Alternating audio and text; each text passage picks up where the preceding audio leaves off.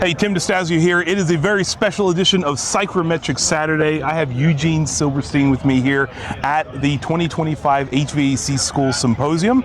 And Eugene, of course, is known for your knowledge in psychrometrics. You've got a book, right? Yeah, Psychrometrics Without Tears. Yeah. Well, maybe a few tears. Well, we try and minimize. I mean, tears are moisture, so we do talk about that a little bit. But I just wanted to kind of learn from you a little bit. Why should an HVAC technician be interested in psychrometrics? You know, it's actually a really good question, Tim, because, you know, we call ourselves air conditioning experts, and, you know, I don't know how many people out there read Hebrew, but we read Hebrew right to left, and we read English left to right. So if we read HVAC right to left, it clears everything up. So for example, if you ask like what an evaporator pressure regulator does, it regulates pressure in the evaporator. Yeah. So if we think about an air conditioning expert, that's an expert at conditioning air. So if we want to become experts at conditioning air, it stands to reason that we know a little bit about air. That's right. So, you know, we want to grab jugs of refrigerant, you know, they're heavy, you know, we want to gauge up because, you know, gauges are cool to have over our shoulder. Right. But air, you know, really underrated. Yeah, you know, you ask people how much air weighs, and it's like, it doesn't weigh anything. Yeah. So, you know, people kind of dismiss it as being the unimportant part of a system. It's unfortunate. And one other thing, Tim, if you have a system that's overcharged or undercharged a little bit, the system will still function. Yeah.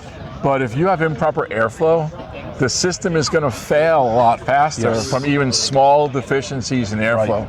So if you have to choose, if you're going to concentrate on one thing, on the refrigerant side or the air side, it's the air side. It's got to be the air side. Yeah. Airflow before charge. ABC. And we can do a lot of diagnostics with a couple of psychrometers. A lot more we can do with a set of gauges. Oh, absolutely, absolutely. So if your charge isn't correct, any readings we get on the system are irrelevant anyway. Right. Or even more importantly, if your airflow is not correct, think about all the readings you're taking with your gauges. That's right. Those gauges mean nothing. They mean nothing. So think about this one. If you have improper airflow, and this is going back to a system I worked on when I was starting in this industry at age 14, right? You go and you gauge up on a system and the operating pressures are low. Right. So right away you run to the tank, to the truck, get the tank of refrigerant, you're dumping refrigerant in, only to find out that the filter is 3 inches thick in dust. Yeah. So yeah, it's airflow. That's if the airflow is correct, everything will fall into place. Yeah, so you mentioned my books. Psychrometrics Without Tears. Yeah. What was your goal when you created this book? This is actually the second book in a series. Yeah. And the first book is Pressure Enthalpy Without Tears. Right. And that's on the refrigerant side. Yeah. And my students at Suffolk County Community College actually pushed me to write the book. Oh, wow. Because a lot of the stuff that's in the Pressure Enthalpy book, you know, is nowhere in print anywhere else. And it's concepts and things that I've worked on over the years that we finally put into print. So I was teaching it at the college, and my students were asking me, well, where is this in print? And it really was nowhere.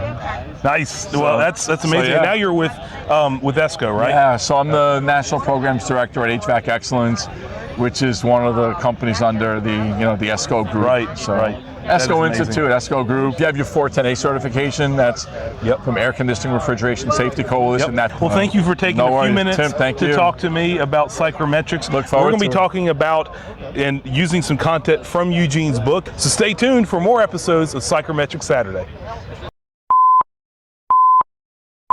About and using some content from Eugene's book in future episodes. So stay tuned for more episodes of Psychrometrics Saturday.